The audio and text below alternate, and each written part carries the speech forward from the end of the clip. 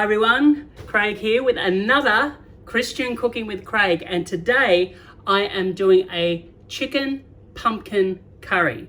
This is one that I've done a lot over the time. It was one of those things like during lockdown, I sort of managed to get my head into it a bit more. And now I'm here to share it with you. It has been a great addition to a table. When I've brought it, people go, "What? This is so cool. I never knew you could do that with pumpkin." So what I've got is a really great way to freshen up and liven up what you bring in a curry. It doesn't have to be too spicy. It's really flavorful, it's aromatic, and I'll go through the ingredients with you and then we'll get cooking. Right, so to start off with, obviously, we've got the pumpkin. Now you can choose your own pumpkin. I mean, here I'm using actually butternut. And I know that in the US they call it a squash. In Australia we call it butternut pumpkin. It is part of the squash family, but you can use Kent, whatever pumpkin is around, but you're going to need about 1 kilo of pumpkin chopped into about 2 centimeter cubes, something like that. I've got some cooked chicken, which I've broken up and I've sliced up a little finely. I've got here some coriander, so this is like just one bush of coriander. Now, the great thing about coriander is that there's flavor in the stems as well as in the ends. So, I normally break off the ends, chop them up, and then I'll actually chop up the stems as well because you can eat them. There's lots of great flavor in them. Here I've got 2 onions, which have been thinly sliced. I've got 400 mils of coconut cream. Now today I'm using light coconut cream because I couldn't find my normal one. It's like, I never use light anything. I'm from the country. And it's like, that's, you just get it, fully loaded. So anyway, we've got that. This is a homemade chicken stock. So I cooked the chicken, and then what I did was with the carcass of the chicken, I added some aromatics and I cooked that on the stove for about an hour. And I've got about 3.5 cups of a homemade chicken broth or chicken stock there. I've got a tablespoon of ginger and a tablespoon of garlic there, which has both been crushed. Here I've got my masala. Now masala is a blend of spices, and here today I've got some cumin, I've got some turmeric, and I've got some chili powder, and I've also put a little bit of salt in there as well, which will just promote stuff when it starts to cook. I've got a tablespoon of rice bran oil, and here I've got some chilies. Now here, these are cayenne chilies, fresh. If you don't like it spicy, you can sort of minimize, but here's the thing to note: the larger the chili, the less the hit.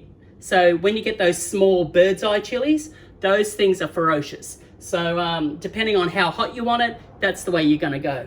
All right, so I'm going to start putting all this together. I'll clear this off, get the stove on, and we'll get cooking. Okay, here we go. Heat on. I'm going to let that get warm. I'm using a Dutch oven here, which is the best way to make these. The reason is because when you heat it, it actually has a way of heating across the board. So sometimes when you're cooking a pan or if you're cooking a pot, it'll have like these little spots that get hotter than others. The great thing about using a Dutch oven is that what it will do is it will distribute the heat evenly. And even though it obviously a lot of the time will sit closer to the center, which is the natural way that things work, it still means that on the fringes, you're still going to get a reasonable amount of heat to what you need. All right, so I'm letting that heat up. Oil in. And I'm just going to let that get hot enough so it has a little bit of a shimmer to it.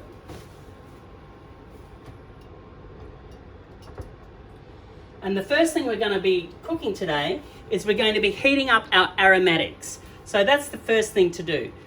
So to do that, we're going to start with a little bit of salt and the onions. So onions go in with a little bit of salt, just the tiniest bit.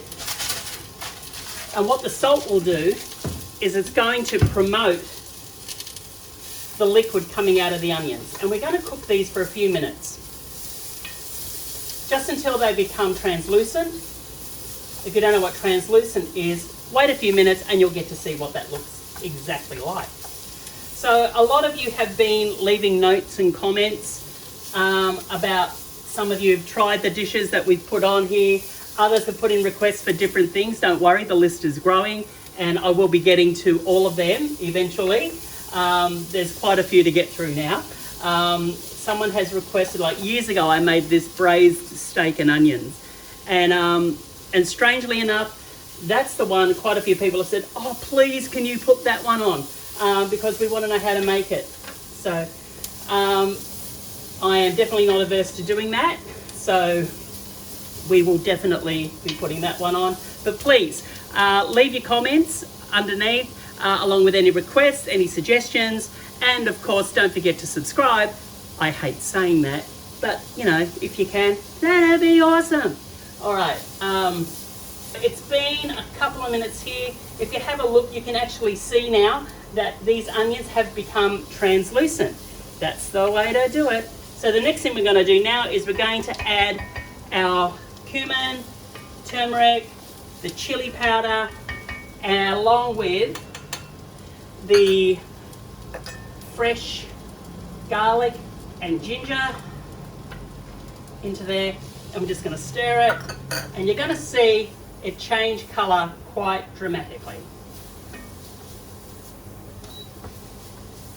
Make sure your pan's not too hot, otherwise things will start burning. You want the spices to what we call bloom, but you don't want them to burn. Okay, so blooming, not burning, please. That would be the clever thing. Right, that's all you need for like 30 seconds. Now we're going to add our chicken stock. And it goes. All right, we can turn it up a little bit. Get it to about medium high. You want to leave it there for a little while.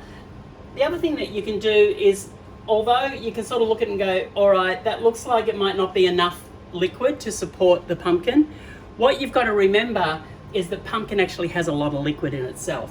So when you put it in there, as the pumpkin cooks, it does this thing of like the liquid gets drawn out, the liquid goes in. So it's like this continual thing where the flavors get fused into the pumpkin, but at the same time the pumpkin's given up its liquid.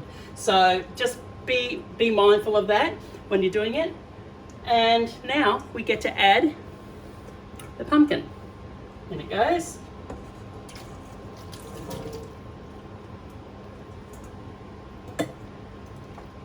And as you can see, it's just peeking out the top. And now what we're going to do is we're going to bring this to a simmer, and then we're going to put the lid on and let it cook for about 10 to 12 minutes. All right, and we'll see you back once that's done. Okay, so it has been around about 10 minutes. I'm just going to take the lid off and just check the pumpkin. It should still have a little bit of resistance when I put the knife in, but yep, we are good. All right, let's turn that down low, give it a bit of a stir. Nothing has stuck to the bottom. There's just so much, and look how much liquid's come out of that pumpkin. You can see already. And you're going, all right, well, it's not really flash yet, so, you know, where's all the other cool stuff? All right, we're getting to it. Right, at this point, we are going to add in the coconut milk. Right, in she goes. Just the way you didn't add more water because you've got the coconut milk, so. Give that a little bit of a stir.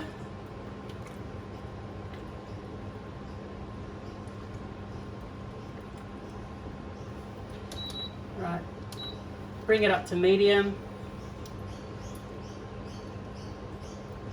Just to get that coconut milk blooming into the flavour. At this point also, we're going to add in some chilies. And we're just going to leave a few for garnish. Okay, did somebody say chicken? So remember we had the chicken, which was broken off, and then I used the carcass to make that amazing chicken stock. So now we're going to add this in. In it goes, the whole thing. You can actually see that with everything going in there, you need all that liquid. Be careful not to be too rough with it because you don't want the pumpkin breaking up. Like it is, the reason that you still give it a little bit of firmness is so it doesn't actually become mush. All right. And then the last thing we add is some coriander. Now that looks like a lot, but it wilts down. And as you fold it in, you see all of these beautiful colours starting to work with each other. And the flavours are pretty incredible. So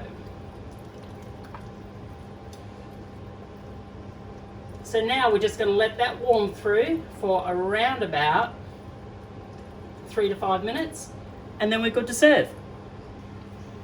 Okay, we're ready.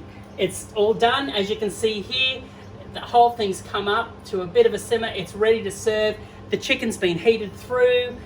The coriander and the chili have had time to infuse and bloom along with the coconut milk, and it's ready to serve. So let's do it.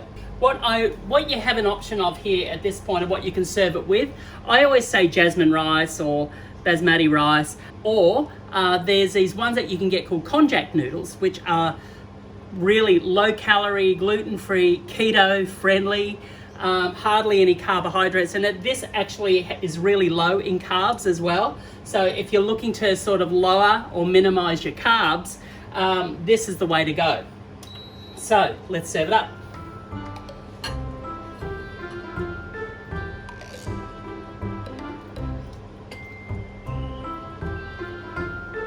So I'm just going to put a little bit of coriander on top, and there you go. My spin on chicken pumpkin curry.